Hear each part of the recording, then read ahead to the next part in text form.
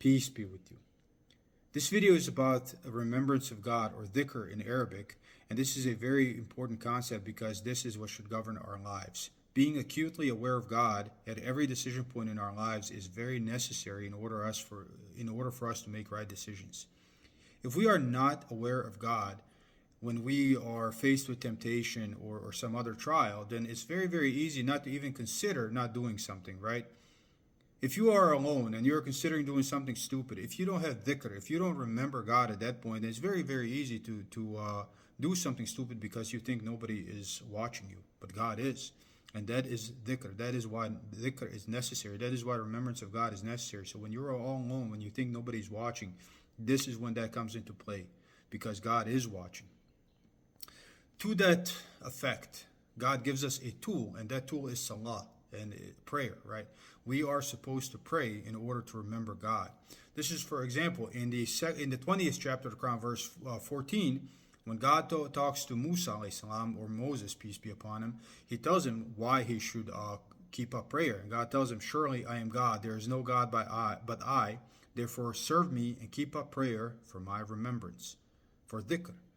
And in the 29th chapter of the Quran, verse 45, we're told, "And recite that which has been revealed to you from your Lord, and keep up prayer. Surely prayer keeps away from indecency and evil, and certainly the remembrance of God is greatest." The remembrance of God is akbar, and God knows what you do.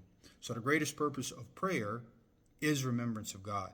And God told previous prophets that they should keep salah in order for us to remember God. And if you ever had a busy life, if you've ever forgotten to pray, in that moment you have your proof that you did not think about God. And that doesn't only happen sometimes, that happens very, very frequently. And that is why it's essential to pray, because you get that reset several times a day. You get to remember God several times a day in order so you can kind of jump from salah to salah and remember God through those short periods of time in order to govern your life correctly. Because if we are unable to remember God, we're done. In the 43rd chapter of the Quran, verses 36 and 37, we're told, "And whoever turns himself away from the remembrance of the Most Merciful, we appoint to him a shaitan, a devil, so he becomes his companion. And most surely they turn him away from the path, and they think that they are rightly guided."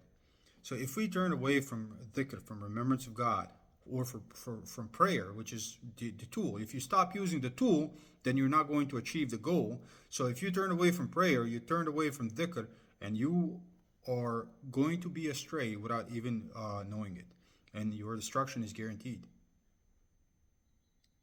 Life is very, very busy, and desire is very, very powerful, and our ability to delude ourselves is also very, very powerful. And unless we are intimately aware of God's existence and that God is watching us, i.e. dhikr, then we are bound to make mistakes. And if we don't use the tools that God gave us, then we are sure to make those mistakes. So this is why God tells us to recite what God has revealed to us, to recite these rules, to recite what we're supposed to do, and keep up prayer, because remembrance of God is greatest. This is the whole purpose of it. Everything is connected in the Quran. It is all there so we can learn how to govern our lives. Peace be with you.